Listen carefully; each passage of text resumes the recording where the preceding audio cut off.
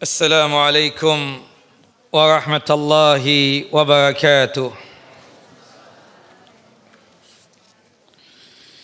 Innal hamdalillah nahmaduhu wa nasta'inu wa nastaghfiruh wa na'udzu billahi min syururi anfusina wa min sayyiati a'malina.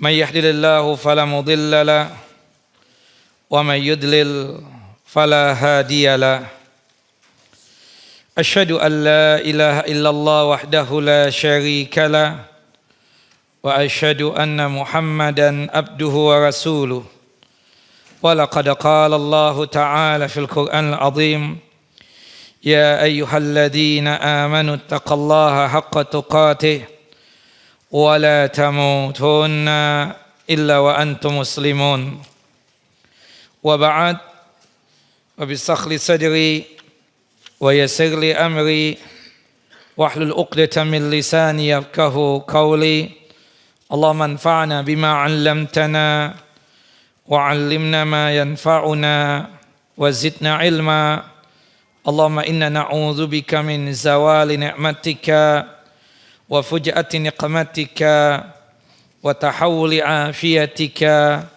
وجميع سخطك اللهم إنا نعوذ بك من جهد البلاء ودرك الشقاء وسوء القضاء والشماتة الأعداء اللهم إنا نعوذ بك من عذاب جهنم ومن عذاب القبر ومن فتنة المحيا والممات ومن شر فتنة المسيح الدجال إخواني وأخواتي في الدين أعزني وأعزكم الله.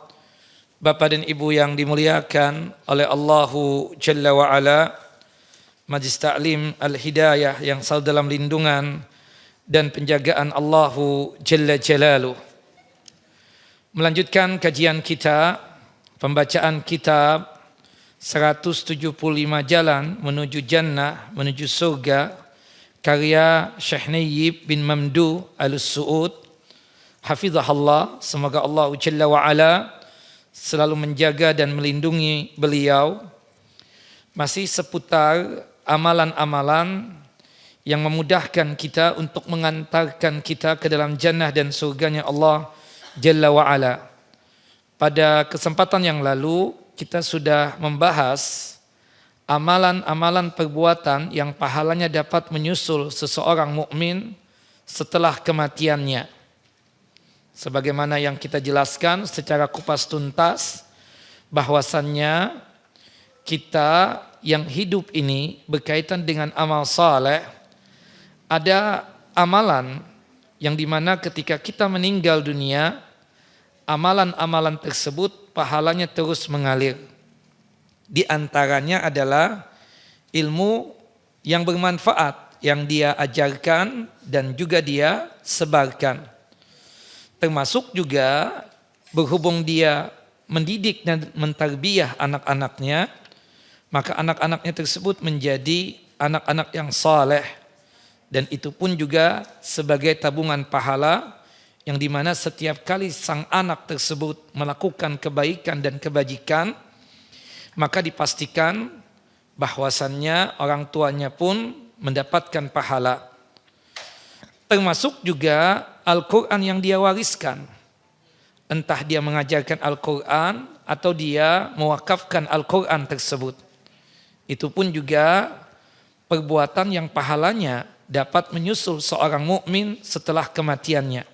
Artinya pahalanya terus-menerus mengalir. Termasuk masjid dan banahu, termasuk masjid yang dia bangun. Tidak mesti harus satu masjid. Bisa jadi ada kontribusi dia meskipun sedikit dari pembangunan masjid tersebut, maka insya Allah pahalanya terus mengalir. Termasuk juga membangunkan rumah untuk para musafir, ya, yang dimana biasanya dulu itu ya ada para musafir, berhubung dulu tidak ada penginapan, tidak ada hotel, maka ada sebagian orang menggunakan salah satu rumahnya digunakan untuk al-musafirin, orang-orang yang melakukan safar. Naam. Termasuk juga dia membangunkan ya telaga atau sungai yang mengalir, yang dimana pahalanya tersebut terus mengalir ya. Termasuk juga sedekah yang dia keluarkan dari hartanya pada waktu sehat dan ketika dia tersebut masih hidup. Maka semua itu mengakibatkan pahalanya terus mengucur dan mengalir hatta dia tersebut sudah meninggal dunia. Artinya sangat banyak sekali. Nah, mumpung kita masih hidup, hendaknya 7 amalan tadi usahakan untuk kita lakukan. Kemudian selanjutnya pada pembahasan 131, ini keutamaan orang yang ditinggal mati oleh anaknya yang kecil lalu dia bersabar. Sebagaimana yang kita pahami bersama, bahwasannya anak-anak kecil yang meninggal dunia sebelum baligh itu dipastikan dia mendapatkan jannah dan surganya Allah Jalla wa'ala. Sebagaimana disebutkan di dalam hadis yang sahih, ketika Nabi kita Muhammad sallallahu alaihi wasallam Isra dan Mi'raj, beliau ya mendapatkan ya seseorang yang memiliki tubuh yang tinggi. Kemudian di sekitar seseorang laki-laki yang tinggi tersebut ada anak-anak kecil yang berlarian. Kemudian Nabi Muhammad SAW bertanya kepada Jibril alaihissalam, siapa itu laki-laki yang tinggi tersebut? Dan siapa anak-anak kecil yang berlarian di sekitar beliau? Kemudian Jibril alaihissalam menjawab, itu adalah Nabi Allah Ibrahim alaihissalam, Khalilur Rahman, kekasihnya Allahu Jalla wa'ala.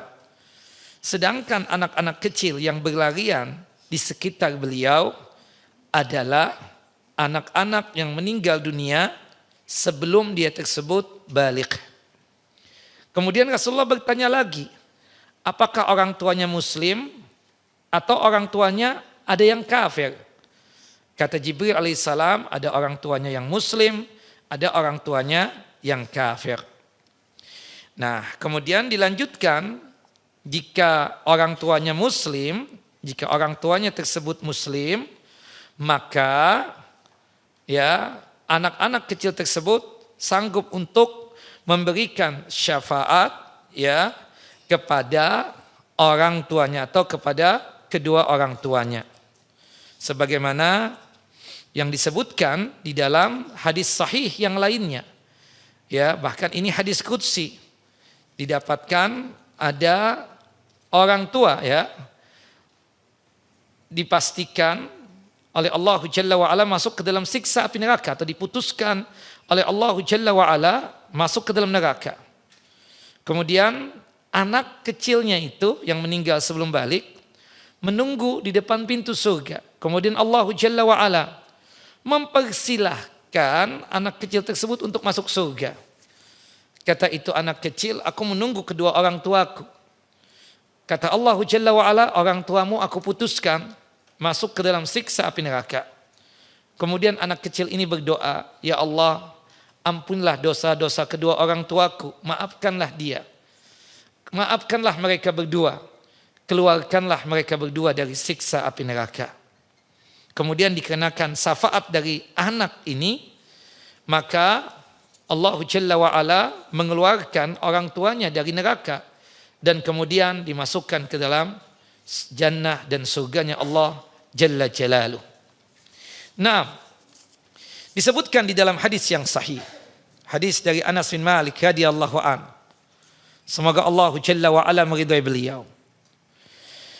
Qala berkata, qala an-nabiy sallallahu alaihi wasallam, Nabi sallallahu alaihi wasallam bersabda, ma minan nasi min muslimin yutawaffa lahu thalathun lam yablughul hintha illa adkhalahu al-jannata bifadli rahmatihi iyahum. Tidaklah seseorang muslim ditinggal wafat oleh 3 orang anaknya yang belum baligh, artinya masih kecil, melainkan Allah Jalla wa'ala akan memasukkannya ke surga dengan keutamaan dan rahmat ya, serta kasih sayang Allah Jalla wa Ala terhadap mereka. Hadis sahih dikeluarkan oleh Al-Imam Al-Bukhari dalam kitab sahih beliau pada nomor hadis 1248, dan hadis ini dikeluarkan oleh Al-Imam Muslim dalam kitab sahih beliau pada nomor hadis 2632. Kata-kata al-hinsu itu sinonimnya, persamaan katanya adalah adzanbu. Adzanbu itu artinya apa? Dosa. Maksudnya di sini tuh anak yang meninggal dunia belum baligh. Karena kita tahu kan bahwasannya seseorang itu baru diwajibkan untuk menjalankan din dan agama ini, termasuk kewajiban-kewajiban seperti melaksanakan ibadah sholat, puasa Ramadan, berhijab dan lain sebagainya. Ketika dia tersebut sudah baligh, ketika dia sudah apa? Sudah baligh. Ya, ketika dia sudah baligh, baru dia tersebut menjadi hamba yang sifatnya mukallaf. Mukallaf itu artinya hamba yang dibebani untuk menjalankan syariat oleh Allah Jalla wa Ala. Sedangkan anak-anak kecil yang belum baligh, dia tersebut belum mendapatkan beban untuk menjalankan syariatnya Allah Jalla wa Ala. Nah, hadis ini Bapak dan Ibu yang dimuliakan oleh Allah Jalla wa Ala, hadis ini memberikan kabar gembira kepada orang yang ditimpa musibah berupa kematian anaknya yang masih kecil, karena ada ikatan batin dan rasa sayang yang cukup kuat antara orang tua dan sang anak. Selain itu, si anak yang meninggal dunia tersebut usianya ya belum baligh, sehingga dosanya belum tercatat.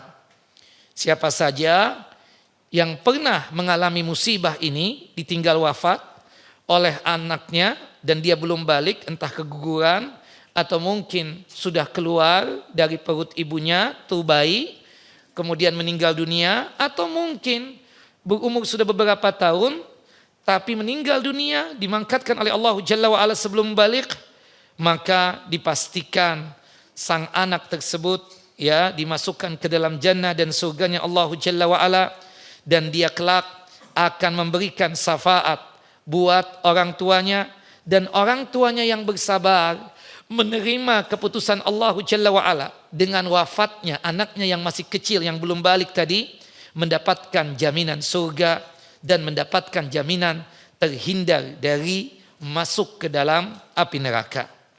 Naam. Dan itu dikuatkan lagi di dalam hadis yang ada dalam kitab kita ini untuk menguatkan, ya.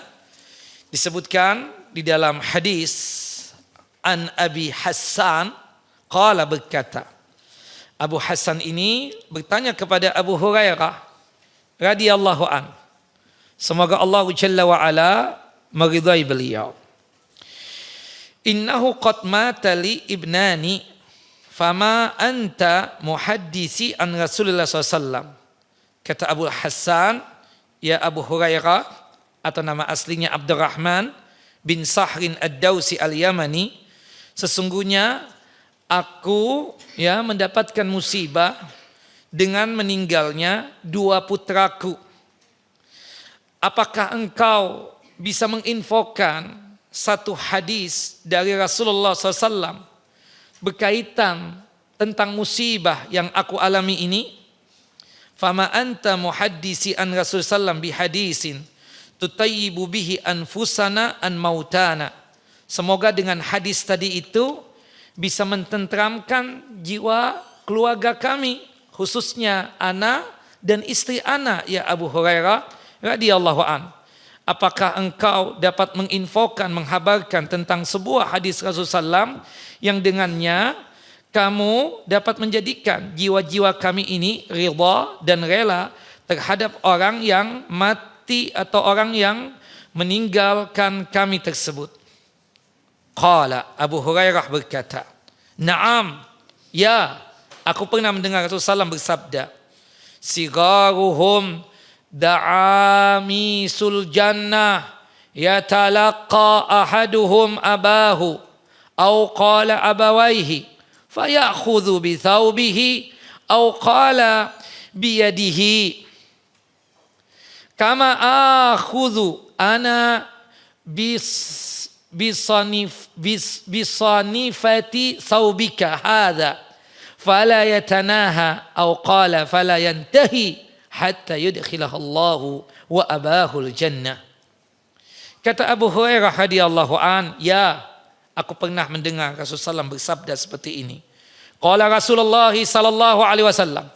Rasulullah SAW bersabda, sigaruhum da'amisul jannah. Anak-anak kecil yang meninggal dunia sebelum balik adalah para pelancong atau para penziarah surga. Naam.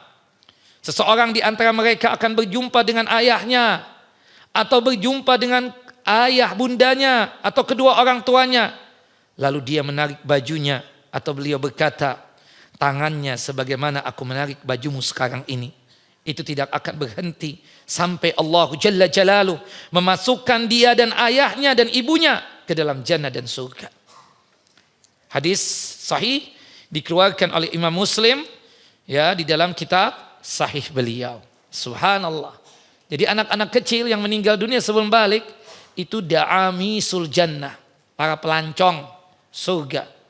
Yang dia itu mencari kedua orang tuanya. Ayah bundanya sudah masuk surga atau belum? Kalau belum dia cari, kemudian berjumpa dia tarik ayah bundanya. Hingga Allah Jalla wa'ala memutuskan kedua orang tuanya masuk ke dalam jannah dan surganya Allah Jalla wa'ala. Dan ini keistimewaan ya bagi kita yang mendapatkan ujian dan musibah. Pernah dia mendapatkan ujian anaknya meninggal sebelum balik.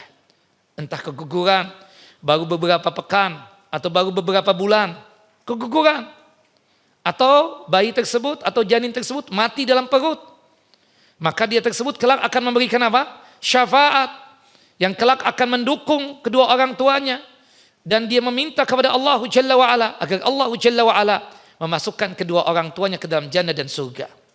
Tapi catatannya, kedua orang tuanya harus apa? Muslim. Syarat utama mendapatkan syafaatnya ya anak-anak kecil tadi atas izin Allah dan atas ridhonya Allah ya, itu jika yang diberikan syafaat tersebut adalah orang yang Islam, beriman kepada Allah, atau al-muwahhidun, mereka-mereka yang mentauhidkan Allahu Jalla wa'ala. Disebutkan lagi dalam hadis sahabat yang mulia Muawiyah bin Qurrah an abihi radhiyallahu anhuma, semoga Allah Jalla wa'ala meridai Muawiyah dan ayahnya yang bernama Qurrah, anna rajulan kana ya'ti an-nabiyya sallallahu alaihi wasallam wa ma'ahu ibnun lahu. Ada seorang sahabat laki-laki datang kepada Nabi SAW sambil membawa anaknya. Faqala lahun Nabi sallallahu alaihi wasallam. Rasulullah SAW kemudian bertanya kepada sahabatnya tadi, atuhibbuhu, apakah engkau mencintai dia? Faqala, sahabat tersebut menjawab, ya Rasulullah, ahabbakallah kama uhibbuhu. Fafaqada an-nabiy sallallahu alaihi wasallam faqala ma fa'ala ibnu fulan. Qalu ya Rasulullah mata. Faqala an-nabiy sallallahu alaihi wasallam li abihi amma tuhibbu alla ta'tiya baban min abwabil jannah illa wajadtahu yantadhiruka. Faqala rajulun ya Rasulullah alahu khassatan am likullina? Qala bal likullikum. Subhanallah, Rasulullah bertanya tadi ya, ketika seorang sahabat laki-laki itu datang sambil membawa anaknya, apakah engkau mencintai dia? Dia menjawab, wahai Rasulullah, semoga Allah mencintaimu sebagaimana aku mencintai anakku ini. Kemudian setelah beberapa lama, anggaplah hitungan beberapa bulan, kemudian Nabi SAW tidak pernah melihat anak tersebut. Ya, biasanya nih ayahnya membawa anak tersebut di hadapan Nabi SAW. Kemudian beliau pun bertanya, apa yang dilakukan oleh anaknya si fulan? Apa yang terjadi dengan anaknya si fulan tersebut? Para sahabat ridwanullah ajmain menjawab, ya Rasulullah, ya Nabi Allah, dia sudah meninggal dunia ya Rasulullah. Dia sudah mangkat, diwafatkan oleh Allah Jalla wa'ala. Kemudian Nabi SAW meminta para sahabatnya untuk memanggil ayahnya, yaitu sahabat yang biasa datang bersama anaknya tadi itu. Yang di awal-awal Rasulullah pernah bertanya, engkau mencintai anakmu ini? Ya Rasulullah, siapa sih yang enggak mencintai anak?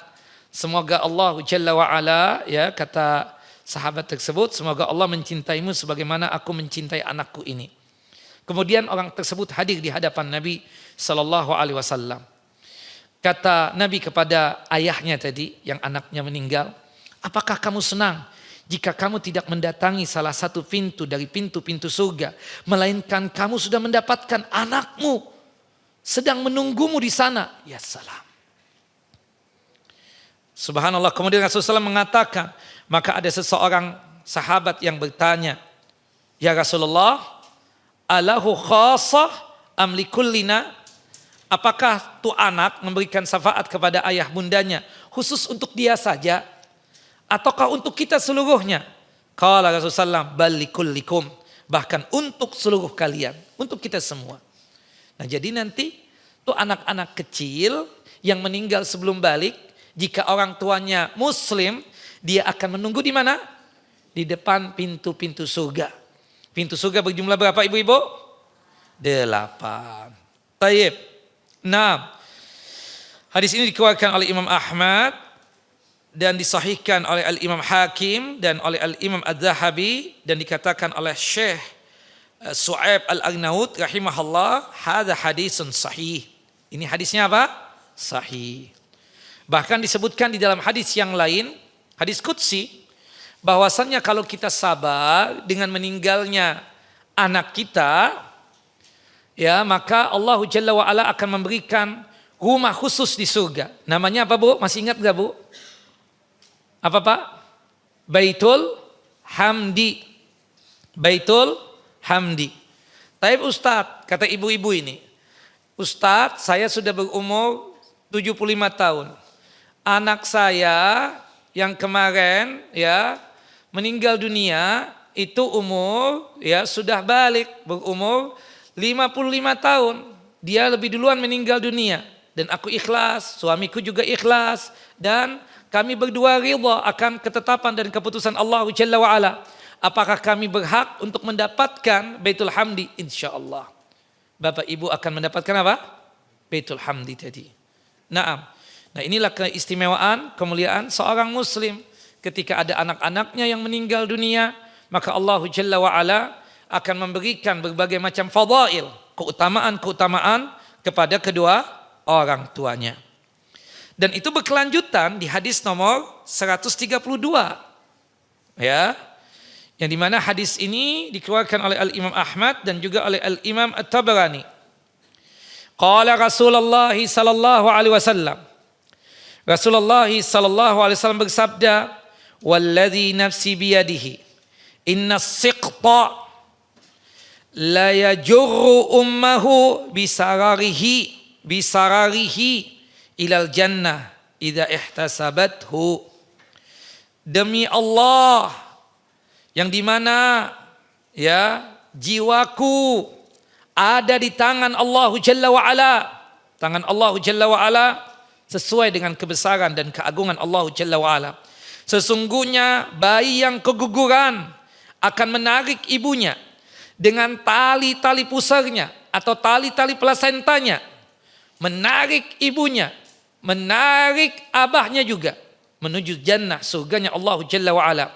Apabila dia, si ibu atau si ayah mengharapkan pahala dari Allah Jalla wa'ala.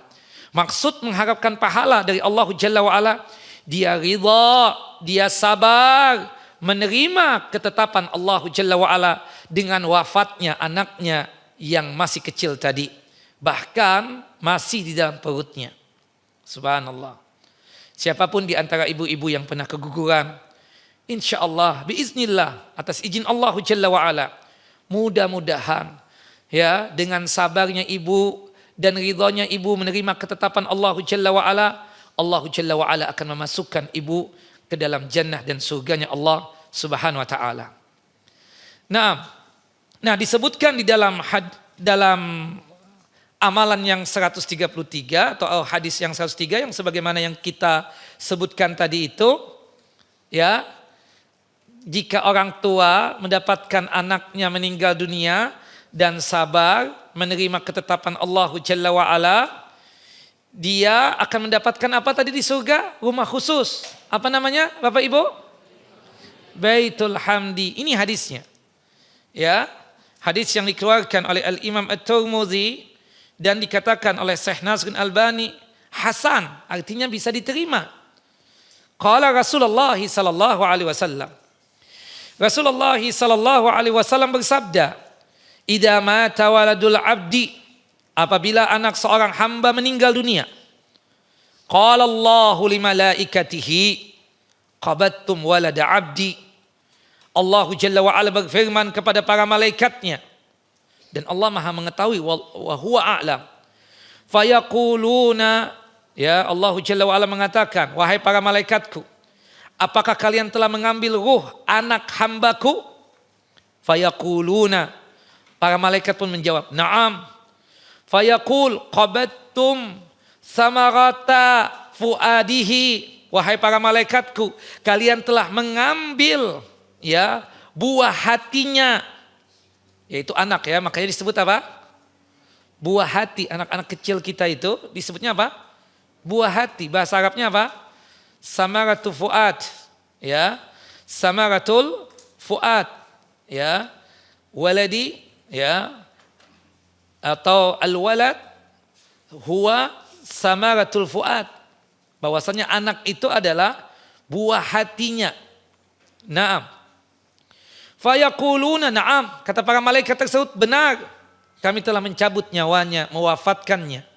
Fayaqul, Allahu Jalla wa ala kemudian berfirman lagi, "Ma'adha qala 'abdi?" Ketika anaknya diwafatkan dan dimangkatkan, apa ucapan orang tuanya? Apa yang dia katakan? Fayaqulun, para malaikat bersaksi, "Hamidaka wastarja'a." Dia telah memuji engkau ya Allah dan mengucapkan kalimatul istirja, "Inna lillahi wa inna ilaihi raji'un. Allahumma ajurni fi musibati wa akhlif li khairan minha." Sesungguhnya kita ini milik Allah dan pastinya segala sesuatu yang kita miliki ini termasuk diri kita akan kembali kepada Allah Jalla wa ala.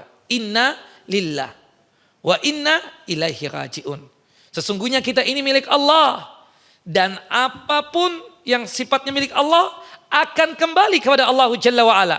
Termasuk orang-orang yang kita cintai, termasuk anak kita sekalipun, termasuk orang tua kita sekalipun, termasuk istri kita, termasuk suami kita. Makanya ketika mendapatkan musibah, doanya apa ibu-ibu? Inna lillahi wa inna ilaihi raji'un. Allahumma ajurni fi musibati wa akhlif li khairan minha. Maka itu sebagai wujud untuk menunjukkan sabar dan ridhonya dia akan keputusan Allah Jalla Jalaluh. Naam, dengan membaca doa seperti itu. Naam. Ya. Dan itu sunnahnya. Dan dalam hadis yang lain disebutkan oleh Nabi kita Muhammad SAW ketika kita mendengar, ya, ketika kita mendengar ada teman kita mendapatkan musibah, kita mengucapkan apa, Bu? Pak? Bukan innalillah. Innalillah itu bagi yang mendapatkan apa? Musibah. Innalillahi wa inna ilaihi raji'un. Allahumma ajurni fi musibati wa akhlif li khairan minha. Itu bagi yang mendapatkan apa? Musibah. Sedangkan kita yang tidak mendapatkan musibah, ucapan kita apa? Innalillahi ma akhadha wa lahu ma a'ta wa kullu syai'in indahu bi ajalin musamma. Ya Allah, ibu-ibu 30 tahun loh kajian sudah. Masa enggak hafal ini? Subhanallah. Ya. Innalillahi ma akhadha wa lahu ma a'ta wa kullu syai'in indahu bi ajalin musamma. Ya. Segala milik Allah, apa yang Allah ambil. Dan segala itu milik Allah, apa yang Allah beri. Ya. Dan setiap makhluk, ya, di sisi Allah Jalla wa ala telah ditetapkan ajalnya. Innalillahi ma akhadha wa lahu ma a'ta wa kullu syai'in indahu bi ajalin musamma. Naam. Nah, itu doanya. Kalau kita mendapatkan, ada sahib kita mendapatkan musibah, atau ada teman kita yang mendapatkan musibah atau ujian. Bukan ucapan apa? Istirja tadi. Istirja itu bagi mereka yang mendapatkan apa, Bu? Musibah. Paham Bapak-bapak, jelas? Ibu-ibu jelas, Bu? Hafal enggak doanya? Belum? Allahu Akbar. Nanti dikirim aja. Nah, sering itu kita kirim itu doa, kan ada yang meninggal minta didoakan. Kemudian diselingi dengan doa tadi. Innalillahi ma akhadha wa lahu ma a'ta wa kulla syai'in indahu bi ajalin musamma. Wallahu a'lam bissawab. Nah, kemudian Allah bertanya kepada para malaikatnya, gimana sikap tuh orang tua ketika anaknya meninggal dunia? Ya Rabb, dia mengucapkan kalimatul istirja. Dan dia telah memuji engkau ya Allah. Fayaqul Allah kemudian berfirman, ya, ibnu li abdi baitan fil jannah wa sammuhu baital hamdi. Tolong buatkan untuk hambaku tadi itu yang dia sabar dan telah menerima ketetapanku, ya, akan anaknya meninggal dunia tadi itu, dibangunkan rumah di surga dan namakan rumahnya itu dengan sebutan apa? Baitul Hamdi. Taib. Nah, berkaitan tentang masalah penjelasannya, ya, disebutkan di dalam satu hadis yang lain. Hadis yang dikeluarkan juga oleh Al-Imam Al-Bukhari dalam kitab Sahih beliau pada nomor hadis 1193, dan hadis dikeluarkan oleh Al-Imam Muslim dalam kitab Sahih beliau pada nomor hadis 2632. Qala Rasulullah sallallahu alaihi wasallam. Rasulullah sallallahu alaihi wasallam bersabda, la yamutu li ahadin minal muslimina salasatun minal waladi tamassuhu an-nar illa tahillatal qasam. Tidaklah meninggal dunia 3 orang anak, ya, milik seseorang muslim lalu, ya, disentuh api neraka melainkan hanya sekedar untuk menepati sumpah dan ketentuan Allah Jalla wa'ala. Artinya kalau dia memiliki 3 orang anak dan meninggal dunia, maka dia tersebut tidak bakalan tersentuh siksa api neraka. Sumpah Allah yang dimaksudkan di sini adalah surah Maryam, surah yang ke-19 ayat 71. Yang dimana Allah Jalla wa'ala berfirman, wa im minkum illa wariduha, dan tidak ada seorang pun di antara kalian yang tidak mendatanginya. Mendatangi apa? Neraka. Kana ala rabbika hatman maqdiya. Hal itu bagi Rabbmu, bagi Tuhanmu Allahu Jalla wa Ala. Alhamdulillah. Kana ala rabbika hatman maqdiya.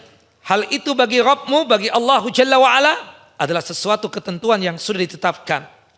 Sekelompok ulama ketika menjelaskan ayat ini, maksud dari ayat surah Maryam, surah yang ke-19 ayat 71, maksudnya ia sama sekali tidak memasuki neraka, tidak masuk.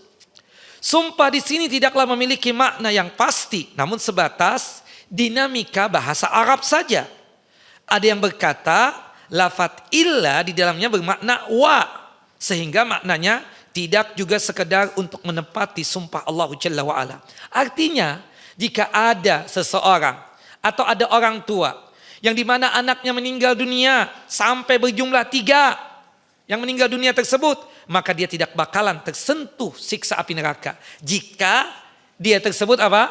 Ridha dan sabar akan keputusan Allah Jalla wa'ala dengan wafatnya anaknya tadi. Wallahu a'lam bishawab. Mayoritas ulama mengatakan maksud daripada ayat ini, ya, dan juga hadis yang dibacakan tadi, dia tidak akan masuk neraka karena hukuman untuk dihukum, tapi hanya sekedar melintasi neraka tanpa merasa kesakitan, sekedar untuk menepati sumpahnya Allah dan ketentuan Allah Jalla wa'ala. Naam, itu disebutkan di dalam kitab Fathul Bari, ya, sarah daripada kitab Sahih Bukhari, jilid yang ketiga halaman 123. Nah, disebutkan juga maksud daripada hadis tersebut dalam hadis Abu Hurairah, Rasulullah sallallahu alaihi wasallam berkata kepada kaum wanita Ansar, "Tidaklah 3 orang anak kecil milik salah seorang dari kalian, wahai ibu-ibu Ansar, meninggal dunia, lalu ia berharap pahala atas musibah yang menimpa dia dengan diwafatkan 3 anaknya tersebut, melainkan ia akan mendapatkan surga atau dijamin masuk ke dalam surga." Kemudian ada seorang wanita dari kalangan Ansar itu bertanya, "Ya Rasulullah, ya Nabi Allah, jika sekiranya yang meninggal tersebut cuma 2 orang anak, bagaimana ya Rasulullah?" Begitupun juga kata Rasulullah SAW, 2 orang anak, jika dia sabar, ridha akan ketetapan Allah Jalla wa'ala tersebut, maka jaminan surga untuknya. Hadis ini berlaku kepada semua wanita, bukan hanya sekedar wanita Ansar saja, ya, wanita muslimat seluruhnya, termasuk ya bapak-bapaknya, artinya orang tuanya seluruhnya, tidak hanya sekedar ibu-ibu saja yang dapat, kita yang laki-laki pun juga dapat ya. Artinya kalau kita bapak-bapak sabar dan menerima ketetapan Allah Jalla wa'ala dengan meninggalnya anak tadi itu, maka insya Allah biiznillah jaminan surga buat dia. Nah, maka oleh sebab itu hadis ini berlaku umum, mencakup siapa? Laki-laki ataupun perempuan, mencakup semua orang tua, baik ayahnya ataupun ibunya. Para ulama berkata, riwayat yang menyebutkan pembicaraan kepada kaum wanita adalah karena lawan bicaranya itu kaum wanita. Kebetulan Rasulullah mendatangi wanita, karena yang paling banyak yang tidak sabar itu siapa, Bu? Ibu-ibu. Makanya Pak, maklumi Pak, karena Bapak itu ketika berhadapan dengan para wanita ini, istri antum itu harus bersikap sabar. Dengan Bapak bersikap sabar itu insya Allah ya rumah tangga akan rukun selalu. Sedangkan ibu-ibu itu banyaknya bersyukur, ibu-ibu ya. Karena kondisi bersabarnya itu kurang dibandingkan siapa? Bapak-bapak. Makanya Rasulullah SAW mendatangi siapa? Para wanita, agar mereka tersebut sabar dan menerima apa? Ketetapan Allah Jalla Jalaluh. Nah, kenapa saya katakan wanita itu kurang bersabar? Banyak hadis yang menjelaskan itu. Tidak hanya sekedar kasus anaknya saja. Ya, suaminya meninggal pun juga dia belum siap untuk menerima 100%. Bukan begitu ibu-ibu? Kadang gak kuat. Makanya dia berharap kepada Allah Jalla wa'ala, lebih bagus dia yang diwafatkan terlebih dahulu ketimbang suaminya. Beda dengan bapak-bapak kan? Insya Allah sabar juga Pak ya. Tapi karena bapak-bapak ini, kenapa lebih kuat? Karena dia mudah untuk kelain hati. Beda dengan ibu-ibu. Kalau ibu-ibu nih kalau sudah cinta mati, berat banget untuk kelain hati. Bukan begitu Bu? Makanya ketika suaminya meninggal dunia, itu sedih yang sangat luar biasa. Suami yang betul-betul dicintai dia ya. Bukan suami yang sifatnya tersebut cintanya itu on and off, bukan. Nah itu didapatkan kan ketika Rasulullah ke pemakaman Baqi, ada seorang wanita yang menangis di kuburan suaminya. Kata Rasulullah SAW, ittaqillaha wasbiri, bertakwalah engkau wahai perempuan dan bersabarlah, terimalah ketetapan Allah Jalla wa'ala dengan suamimu ini meninggal dunia. Kata itu perempuan, ya, dan dia kebetulan tidak kenal sosok Nabi Muhammad SAW. Rupanya ini perempuan tidak pernah berjumpa dengan Nabi dan tidak pernah melihat wajahnya Rasulullah SAW. Dia mengucapkan kata-kata yang gak bagus kepada Nabi SAW. Kata perempuan tersebut, idhab anni, ya, menjauh engkau dariku. Fa innaka lan tusab bi musibati. Engkau enak ngomong seperti ini karena engkau tidak merasakan sebagaimana musibah yang menimpa aku. Coba kalau engkau merasakan ya musibah sebagaimana yang menimpa aku, engkau akan bersikap yang sama seperti aku. Ada sahabat yang ingin menegur itu perempuan, ditahan oleh Nabi, biarkan saja dia. Kemudian ketika Rasulullah SAW sudah meninggalkan pemakaman Baqi, ada sahabat kembali dan menegur itu perempuan. Ya perempuan, kamu tahu enggak siapa itu yang menegur dan memberikan nasihat kepada engkau tadi? Kata perempuan tersebut, ma'ubali, I don't care, enggak peduli aku. Siapa dia emang? Huwa Rasulullah, dia Rasulullah. Nabi Allah, Nabi Muhammad sallallahu alaihi wasallam. Seketika itu perempuan menyeka air matanya, kemudian berlari ke rumah Nabi SAW untuk meminta maaf. Ketika diketuk pintu rumah Nabi SAW, langsung Nabi Muhammad yang membukakan. Nabi paham ketika perempuan itu mengucapkan, ya Rasulullah maafkan aku enggak kenal dengan antum. Maafkan aku ya Rasulullah. Faqala Rasulullah innamas sabru fi sudmatil ula. Sesungguhnya kesabaran yang betul-betul sempurna itu adalah ketika kita pertama kali mendapatkan apa? Hempasan musibah. Sabar itu apa sih? Menjaga hati, jangan sampai suudzon kepada Allah, ya, akan musibah yang menimpa dia. Kemudian menjaga lisan, jangan sampai mengucap ucapan yang tidak bagus, dan menjaga fisik, jangan sampai dia melakukan sesuatu yang tidak ya diinginkan. Jelas ya? Itu sabar. Menahan dan menjaga hati, menjaga lisan dan menjaga fisik. Itu yang disebut dengan apa? Sabar. Ya, hati kita husnudzon kepada Allah, tidak suudzon. Tidak juga di hati kita menimbulkan amarah. Mungkin kita senyum-senyum, tapi hati kita meringis banget. Bahkan cenderung tidak sabar dan cenderung tidak ridha akan keputusan Allah Jalla wa'ala. Dan ingat, sabar itu bukan hanya sekedar pencitraan. Tidak, sabar itu keluarnya dari hati. Dia jaga hatinya agar jangan sampai suudzon dan marah kepada Allah Jalla wa'ala. Dia jaga juga lisannya agar jangan sampai dia mengucapkan kata-kata yang tidak bagus. Dan juga dia jaga fisiknya agar jangan sampai melakukan perbuatan yang tidak diinginkan oleh Allah Jalla wa'ala. Nah makanya Rasulullah datang kepada para wanita untuk menguatkan apa? Hati para wanita tadi agar lebih kuat ketika mendapatkan musibah, terutama pada saat meninggalnya anaknya, seperti itu. Pada saat mendapatkan ujian dengan diwafatkan anaknya. Wallahu a'lam bissawab. Jelas ibu-ibu? Nah, riwayat yang menyebutkan pembicaraan kepada kaum wanita adalah karena lawan bicaranya pada saat itu kaum wanita. Namun hal itu tidaklah menuntut pengertian yang sebaliknya.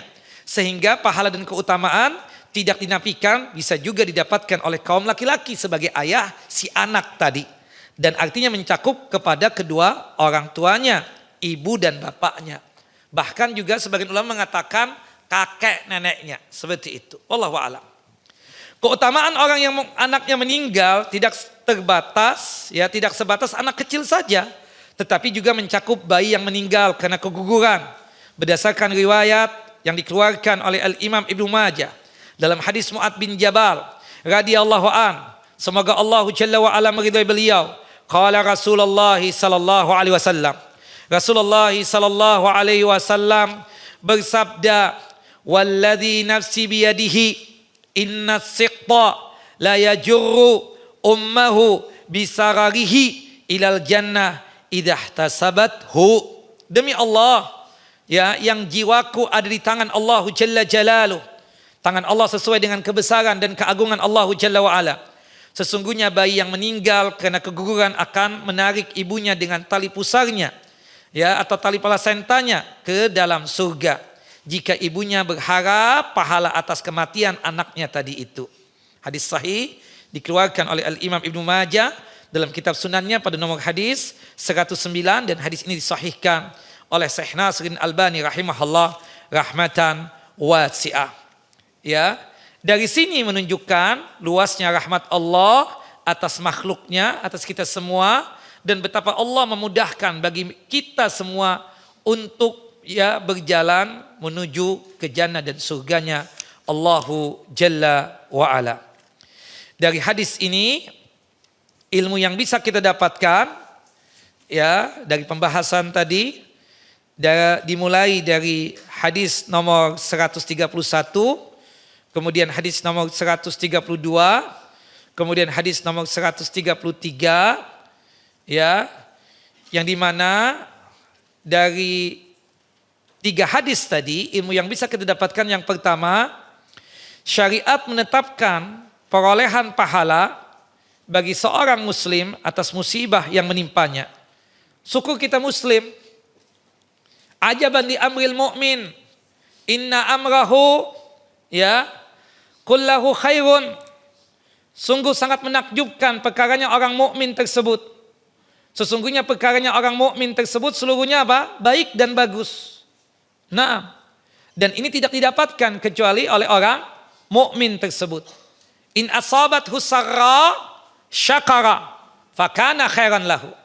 Jika dia mendapatkan kebahagiaan, kesenangan, ya, dia bersyukur kepada Allah Jalla wa Ala, dan syukurnya dia kepada Allah Jalla Jalaluh bersama dengankan hasanat dan pahala. Wa in asabathu darra, jika dia mendapatkan musibah, ujian dari Allah Jalla wa Ala, salah satunya dimangkatkan dan diwafatkan anaknya misalnya, dia bersabar dan menerima ketetapan Allah Jalla wa Ala, fakana khairan lahu. Dan itu lebih baik buat dia, dengan sabarnya dia menerima ketetapan Allah Jalla Jalaluh, dan dia ridha akan keputusan Allah Jalla wa Ala, maka itu bernilaikan hasanat dan pahala di sisi Allah. Bahkan puncak dari pahalanya Allah Jalla wa Ala adalah jaminan surga. Wallahu a'lam bissawab. Tapi syaratnya ihtisab. Ihtisab itu apa sih artinya? Seperti kita berkata, man shoma ramadhana. Ya. Man shoma ramadhana imanan wahtisaban. Ihtisab, barang siapa yang berpuasa Ramadan dengan penuh keimanan, artinya ikhlas. Wahtisaban. Ihtisab apa artinya? Mengharapkan pahala dari Allah Jalla wa Ala. Artinya kalau sekiranya kita mendapatkan ujian apapun, kita sabar dan mengharapkan pahala dari musibah yang kita dapatkan tersebut, maka jaminan apa? Jannah dan surganya Allah Subhanahu wa taala. Makanya setiap kali ujian apapun yang kita dapatkan, Bapak Ibu apa? Ya, kita membaca innalillahi wa inna ilaihi rajiun. Allahumma ajurni fi musibati wa akhlif li khairan minha.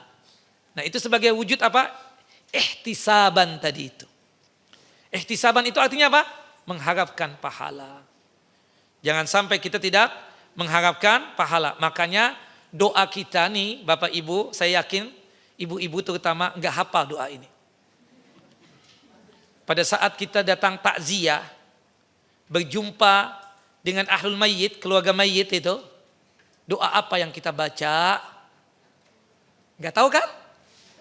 30 tahun loh mengaji. Saya baru hitungan setahun loh masuk di sini. Berarti ustadz-ustadz yang dulu itu salah semua berarti itu. Bukan ustadznya, ibu-ibunya yang salah. Yang ikut kajian. Apa bu doanya?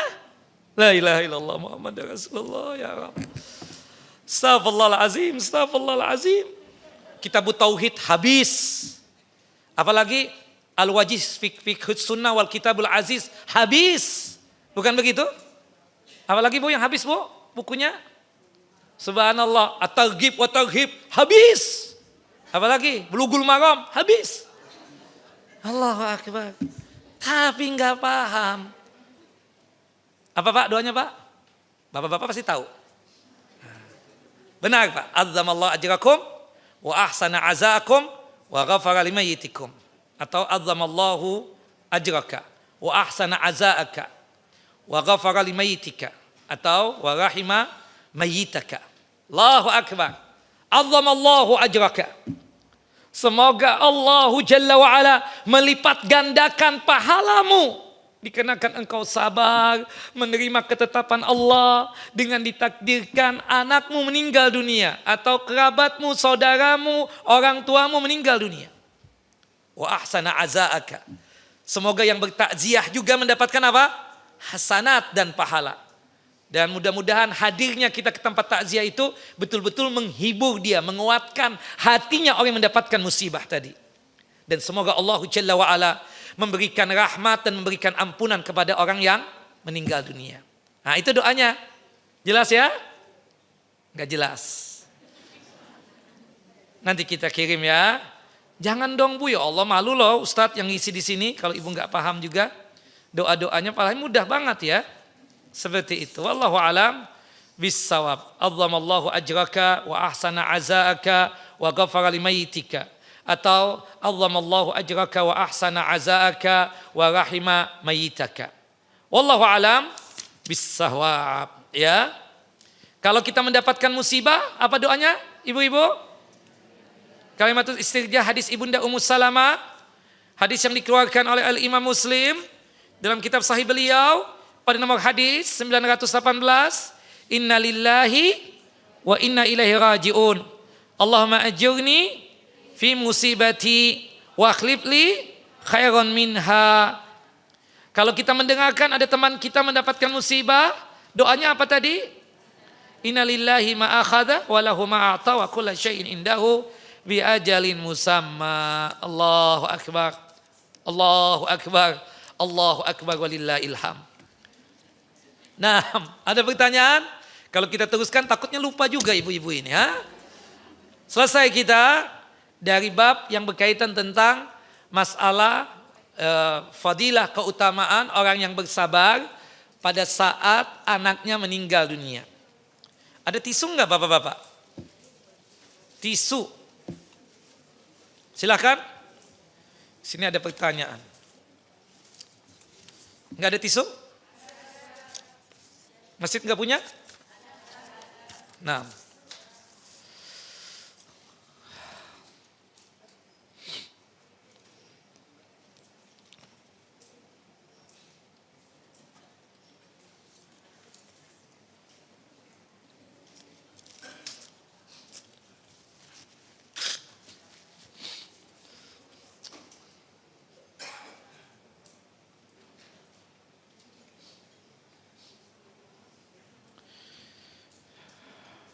Ada pertanyaan bapak-bapak? Ya, silakan. Bagaimana dengan doa yang punya hadis yang mengenai alhamdulillahi afani min talaqi. Nah, Itu bagaimana penerapan? itu berkaitan dengan apa, Pak? Dengan ketika melihat musibah orang lain. Oh, itu lain. Kalau kita ya begini. Maaf ya, ketika ada musibah, bukan kematian itu. Itu berkaitan dengan maaf cacat atau mungkin ditipu orang atau macam-macam lah. Kita membaca doa sebagaimana yang antum lantunkan tadi itu. Nah, wallahu a'lam bishawab. Nah. Taib. Bapak-bapak, monggo silahkan. Nah. Saya mau tanya, apakah anak yang dilahirkan cacat bisa memberikan syafaat pada orang tuanya nanti? Tidak ada keterangan secara khusus, Pak. Tapi kalau antum bersabar menerima ketetapan Allah, ya, dengan apa kita katakan dengan musibah yang menimpa antum misalnya dengan kondisi anak antum cacat, maka jaminan surga juga dengan sabarnya antum. Karena orang yang bersabar itu kan pahalanya luar biasa, Pak. Ya, tanpa unlimited. Nah, puncaknya dari pahala sabar itu apa? Jannah dan surganya Allahu Jalla Jalaluh. Sebagaimana yang Allahu Jalla wa Ala firmankan di dalam Al-Quranul Karim, ya. Maka kalau untuk secara khusus tidak ada keterangan tentang syafaat, tapi dengan antum bersabar, ya, menerima atau siapapun kaum muslimin yang bersabar dengan menerima ketetapan anaknya terlahir dalam kondisi cacat misalnya, dan antum sabar menerima ketetapan tersebut, mudah-mudahan ya antum mendapatkan jannah dan surganya Allah Jalla wa Ala. Karena pahala sabar itu unlimited, tanpa batas. Puncaknya apa? Jannah dan surganya Allah Subhanahu wa taala. Nah,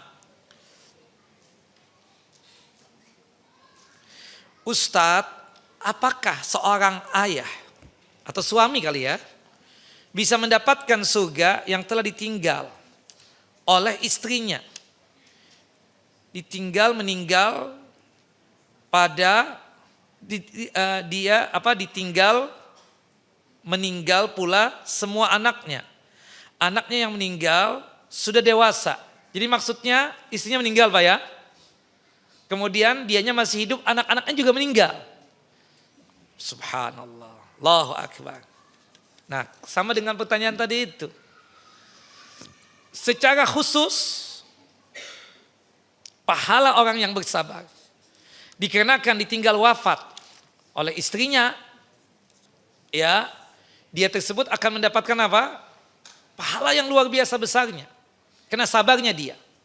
Nah, kalau dia ditinggal wafat oleh anaknya, jika dia bersabar dan mengharapkan pahala di sisi Allah Jalla wa'ala, dan ternyata anak yang meninggal tersebut sudah balik Ustadz, sudah tua, ya, maka dia kelak akan mendapatkan apa? Apa tadi? Jannah, surga. Ada rumah yang khusus tadi. Namanya apa? Namanya apa? Baitul Hamdi. Sebagaimana yang disebutkan di dalam hadis yang dikeluarkan oleh Al-Imam At-Tirmidzi, hadis yang dihasankan oleh Syekh Nasir Albani rahimahullah rahmatan wasi'ah. Wallahu a'lam bissawab. Naam.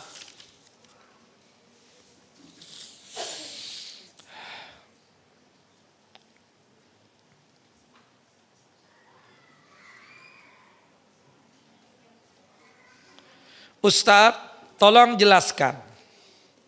Anak saya kelas 1 sudah tahu tentang kewajiban menjalankan syariat. Kelas 1 apa nih? SD. Ya, kewajiban menjalankan syariat dan sudah balik. Oh, kalau salah kelas 1 SD belum balik dong. 1 SMP ini. Jadi anak-anak tidak sholat Ustadz. Kadang-kadang ya sholat, kadang-kadang tidak sholat.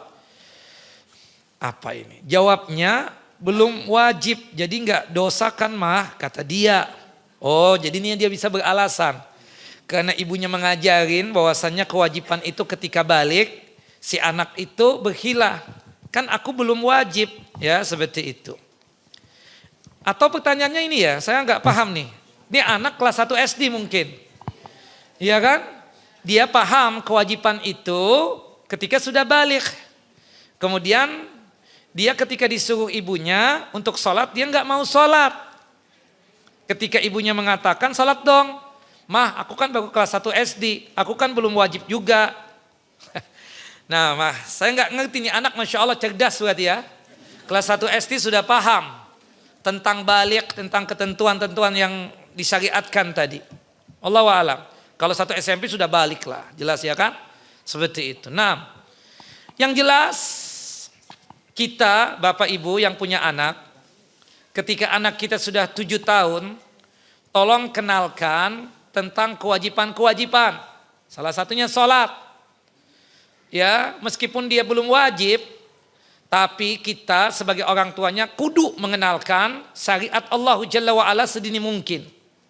Kata Nabi kita Muhammad Sallallahu Alaihi Wasallam di dalam hadis yang sahih, hadis dari sahabat yang mulia Ammar bin Shu'aib an Abih an Jaddi, qala Rasulullah SAW, Rasulullah Sallallahu Alaihi Wasallam bersabda, muru auladakum ya bis salah wa hum abna'us sinin. Tolong perintahkan anak-anak kalian untuk melaksanakan ibadah salat pada saat dia sudah berumur 7 tahun. 7 tahun jelas belum balik. Ya, maka kita tuntun, kita ajarkan untuk salat bersama kita. Ya, termasuk kewajiban yang lain, puasa. Meskipun dia mencoba dulu ikut bersahur, kemudian nanti siang makan lagi, kemudian habis zuhur sambung lagi puasa. Itu cuma pelatihan doang. Ah, kuat enggak? Kalau coba seharian, insya Allah kuat mah. Tapi dapat hadiah aku ya. Kata mamanya, insya Allah mama kasih hadiah. Akhirnya dia kuat. Dari sahur ya, dari azan subuh sampai maghrib, alhamdulillah. Nah, dicoba terus seperti itu ketika dia masih kecil. Ya, kita sebagai ayahnya kita ajak anak-anak kita yang laki-laki yang berumur 7 tahun tadi ke masjid untuk mengenalkan kewajiban ibadah salat tersebut. Nanti ketika dia sudah balik, mudah untuk melaksanakan kewajiban tadi. Salah satunya apa? Ibadah salat. Wallahu a'lam bishawab. Ibu yang sabar, terus tuntun tuh anak ya untuk melaksanakan syariat atau ajarkan tentang kewajiban meskipun dia belum balik, meskipun apa? Dia belum balik. Nah, semoga Allah memudahkan kita dalam masalah mentarbiyah dan mendidik anak-anak kita. Nah, Assalamualaikum warahmatullahi wabarakatuh, Ustaz. Waalaikumsalam warahmatullahi wabarakatuh. Ana mau tanya di surat Yusuf 83, Ustaz. Iya. Bahwa di situ ada sabar yang jamil, sabar yang cantik itu maksudnya apa ya di surat ini, Ustaz? Taib. Jazakumullah khairan, Ustaz. Surah Yusuf 83, Ustaz. Taib. Ya. Surah Yusuf ayat 83. Subron Jamil. Naam. Taib. Kesabaran ya yang disebutkan di dalam surah Yusuf ayat 83. Naam, fasabrun jamil qala bal sawwalat lakum anfusukum amra. Nabi Yakub alaihissalam berkata, sebenarnya hanya dirimu sendiri yang memandang baik urusan yang buruk itu. Fasabrun jamil. Maka kesabaranku adalah kesabaran yang baik. Ya, asallah ayatiyani bihim jami'an. Mudah-mudahan Allah mendatangkan mereka semua kepadaku. Innahu huwal alimul hakim. Ya, sesungguhnya Dialah Allah yang maha mengetahui lagi maha bijaksana. Nah, kita tahu ya anak-anaknya Nabi Yakub alaihissalam itu kan berjumlah berapa? 12. Di antara mereka tersebut ada yang hasut dengan Nabi Yusuf alaihissalam. Ya, sampai pada akhirnya didengarlah seseorang yang ada di negeri Mesir yang bisa membantu orang-orang kesusahan pada waktu itu. Daerahnya Nabi Yakub alaihissalam dalam kondisi pancaklik. Nah, saudara-saudaranya ini datang kepada siapa? Kepada Nabi Yusuf alaihissalam tanpa diketahui itu Nabi Yusuf. Karena berpisah dengan mereka sudah lama sekali. Dibuang di sumur tua itu ketika Nabi Yusuf kecil. Ya. Kemudian Nabi Yusuf alaihissalam mengatakan kepada mereka, kalau kalian ingin minta bantuanku sekali lagi, tolong bawa adikmu itu yang kecil itu. Bunyamin namanya ya kan? Seperti itu. Nah, sampai pada akhirnya subhanallah Bunyamin itu bertemu dengan Nabi Yusuf. Dia mengenalkan diri, aku Yusuf, abangmu. Kamu di sini saja ya. Nanti abang kasih taktik supaya kamu tidak pulang karena abang takut. Saudara-saudaramu ini, abang-abang kita ini akan memperlakukan kamu sama seperti aku. Akhirnya dibikinlah taktik. Bahwasannya ada barang dari istana yang terbawa. Ya dianggap mencurilah seperti itu. Sehingga membuat Bunyamin itu terdiam di mana? Di istananya Nabi Yusuf alaihissalam. Nah, saudara-saudaranya ini nggak bisa, sudah ngomong ini tolonglah abah udah tua, malah sudah ini macam-macam lah. Nggak bisa, harus dia di sini. Akhirnya ya ada salah satu dari mereka itu berkata, ini sama nih persis seperti abangnya dulu tuh. Maksudnya Nabi Yusuf. Nabi Yusuf memendam di hati aja. Nah, kemudian kembalilah kepada Nabi Yakub nih anak-anak yang lain ini. Nabi Yakub mendengar Bunyamin gak kembali, sedih luar biasa. Nah, disitulah dia mengatakan kesabaranku ini menerima ketetapan Allah yang seperti ini. Ya, mudah-mudahan Allah Jalla wa'ala akan memberikan pertolongan kepadaku. Dengan apa? Dikembalikan seluruhnya. Dikembalikan seluruhnya siapa? Yusuf dan siapa? Bunyamin tadi. Dan akhirnya apa? Dikembalikan oleh Allahu Jalla wa'ala. Dan kesabaran itu pasti jamil. Pasti baik kan? Seperti itu. Maka kesabaran yang baik itu adalah apa? Menahan hati. Jangan sampai suudzon kepada Allah. Jangan sampai berburuk sangka kepada Allah. Kemudian juga jangan sampai marah kepada Allahu Jalla wa'ala. Ketika mendapatkan ujian kan? Kemudian lisan juga dijaga. Jangan sampai kita mengucapkan kata-kata yang gak patut. Yang ujung-ujungnya mendatangkan dosa. Seperti apa? Niyahah. Meratapi orang yang sudah meninggal dunia itu. Kemudian jaga juga fisik. Jangan sampai apa? Ya niyahah tadi memukul-mukul tubuh. Memukul-mukul wajah. Atau sifatnya itu ya menyakiti tubuh. Itu tidak boleh. Nah, itu yang disebut dengan apa? Sabrun jamil. Jelas Ibu? Nah itu panjang ya kalau kita ceritakan tentang Nabi Yusuf itu dan juga tentang Nabi Yakub serta Bunyamin tadi. Nah itu tidak cukup 1 jam Bu ya. Itu singkatnya begitu. Tapi intinya kesabaran yang baik itu ketika kita sanggup untuk apa? Menerima ketetapan Allah Jalla wa'ala dengan menjaga apa? Menjaga hati, lisan dan fisik kita. Jelas Ibu yang bertanya? Insya Allah nggak jelas. Jelas nggak? Jelas. Taib. Ustadz, apakah boleh membuat kuburan dari keramik? Nggak boleh. Lebih bagus rumah ibu dibikin keramik. Rumahnya gubuk. Subhanallah, kuburan yang dibikin keramik. Ngapain memperbagus? Ya, kuburan itu kita bikin ya, gundukan tanah itu tingginya berapa? Sejengkal, sekilan ini. Nah, kemudian kita kasih tanda dengan papan atau dengan batu. Ya, kalau kita khawatir gundukan tanah tadi itu longsor karena hujan lebat, maka boleh kita kasih sesuatu lah agar jangan sampai gundukannya itu longsor tadi itu. Tapi jangan tinggi-tinggi, sejengkal aja seperti itu. Nah, dan tidak boleh menghiasi kuburan kan, dicat, kemudian dibikin keramik dari Itali lagi. Kemudian dibuat macam-macam lah. Haram, dilarang oleh Nabi kita Muhammad sallallahu alaihi wasallam. Nah, Ustadz, jika orang tua sengaja menggugurkan anaknya sendiri, apakah anaknya masih bisa memberikan syafaat kepada orang tuanya? Dia dosa besar. Dia telah melakukan apa? Dosa besar. Nah ini, ya dia ingin mendapatkan syafaat anaknya dibunuh. Gimana ceritanya ini?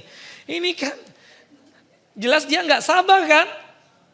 Dia nggak bakalan sabar itu. Ini maksudnya kan anaknya itu mati dalam kondisi yang memang takdirnya Allah. Disitulah peran kesabaran, bukan begitu? Ini kalau anak dibunuh, di mana sabarnya ibu-ibu? Ya Allah, ya Rabb.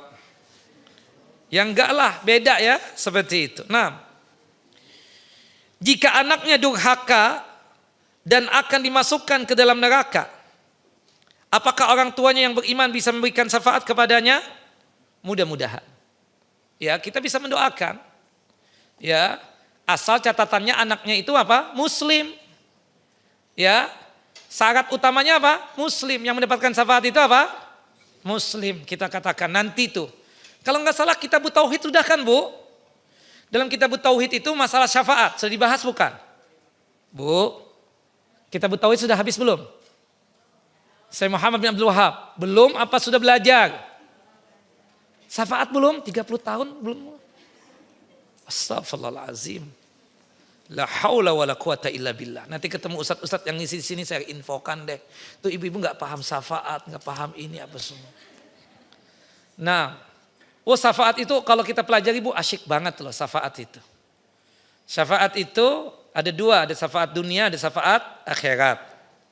Nanti syafaat berkaitan yang dibahas itu syafaat akhirat nanti tentunya. Nah ini nggak cukup ya, nanti insya Allah dah kalau buku ini habis. Ini buku ini habis sebentar lagi insya Allah. Sebelum Ramadan sudah habis ya insya Allah. Nanti saya janji mau membahas kitab tauhid ya Bu ya. Kitab tauhid belum kan? Saya akan bahas insya Allah. Jangan Bu, jangan sampai ibu nggak paham tentang masalah syafaat itu apa. Apalagi doa-doa. Ini jangan sampai kita ikut pengajian cuma euforia doang ya. Atau karena ingin mengisi waktu kosong doang ya. Atau karena sumpek di rumah. Enggak. Betul-betul belajar, amalkan. Doa-doa yang sudah kita pahami, hafalkan. Dan dipraktekkan. Serta diamalkan. Jelas ibu-ibu? Naam. Seperti itu. Nah yang memberi syafaat itu kan ada sekitar 13 golongan ya, 12 atau 13 golongan itu. Tidak hanya sekedar Nabi Muhammad SAW. Puncaknya Allah Jalla wa'ala, kemudian para malaikat, kemudian para nabi, kemudian Al-Quran, kemudian as-siyam, puasa, kemudian as-siddiqun, ya, orang-orang yang jujur dan benar dalam masalah keimanan, kemudian juga asy-syuhada, orang yang mati syahid, kemudian orang yang saleh, ya, banyak yang memberikan syafaat tersebut. Tapi memang ada syafaat Nabi yang khusus. Ya. Kata ibu sudah belajar sedikit tentang tauhid. Sebagian ibu ada yang sudah belajar tentang syafaat. Syafaat Nabi itu apa yang khusus itu Bu? Apa Pak? Ada 4 syafaat yang khusus Nabi SAW. Masih ingat enggak? Yang pertama, syafaatul uzma atau syafaatul kubra.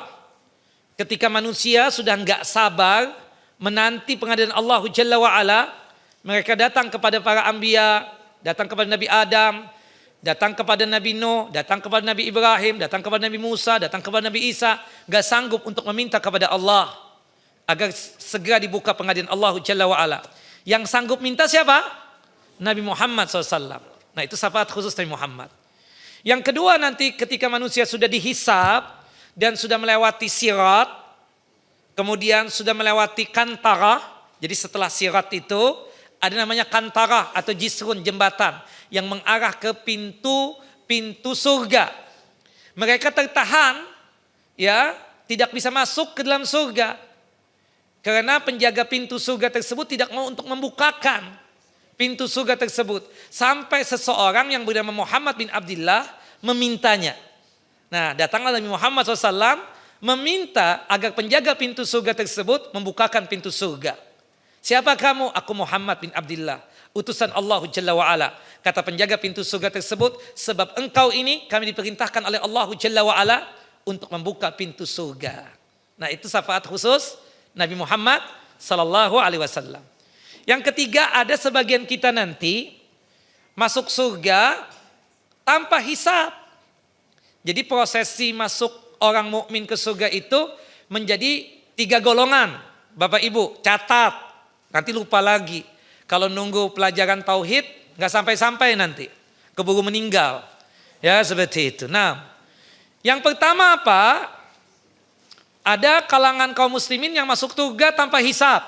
Ini goalnya kita, targetnya kita. Ada yang masuk surga dengan mendapatkan hisab yang ringan. Istilahnya apa? Al-aradu, alif lam, ain, ra, dan bot. Itu pemaparan dosa-dosa saja. Ya, Allah memanggil itu seorang hamba dari kalangan orang yang beriman di tempat yang terpisah dari makhluk. Allah cuma bertanya kepada itu hamba, ya, tentang dosa yang pernah dia lakukan ketika hidup di dunia. Dan hamba itu mengakui perbuatan itu dosa. Ya, Allah bertanya, apakah engkau pernah kerok alis? Pernah ya Rabb. Apakah engkau pernah sulam bibir? Pernah ya Rabb. Apakah engkau pernah sulam alis? Pernah ya Rabb. Ya. Apakah engkau pernah berzina? Pernah ya Rabb. Apakah engkau pernah minum khamar? Pernah ya Rabb. Diakui. Kata Allah Jalla wa Ala, satartuha laka fid dunya, ya, wa aghfiruha laka al-yaum. Dulu ketika di dunia, aku tutupi itu dosa-dosa. Ya, tidak ada yang tahu bahkan. Hari ini karena engkau mengakui itu dosa-dosa, aku ampuni seluruhnya. Kemudian diberikanlah catatan kitab perbuatan baiknya. Kemudian dipersilahkan masuk surga. Nah itu disebutnya hisab apa? Hisab yang ringan. Yang sering kita baca doanya sebelum salam. Hafal enggak? Allahumma hasibni hisaban yasira. Doanya siapa itu? Ibunda Aisyah radhiyallahu anha yang diajarkan oleh Nabi SAW kepada beliau. Naam. Nah yang na'udzubillah itu, nah kalau yang ditanya tadi hisab yang ringan itu anggota badan kita enggak menjadi saksi kita. Kan disebutkan ketika mulut terkunci kan, ya, bibir terkunci, maka ketika anggota badan berbicara, mata berbicara, telinga berbicara, tangan berbicara, kaki berbicara. Nah itu ketika hisab yang ringan itu tidak disebutkan itu. Dia langsung menjawab dengan lisannya. Nah beda yang na'udzubillah yang ketiga nih. Hisab yang asir, hisab yang susah lagi sulit. Namanya apa? Hisab munaqasyah.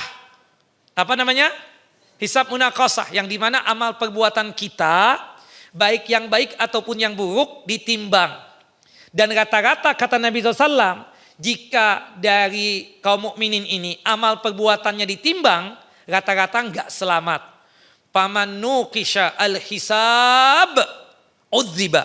Barang siapa yang mendapatkan hisab munaqasyah, rata-rata ya, kebanyakan itu mampir ke dalam neraka. Waliyadzubillah. Meskipun tidak kekal abadi.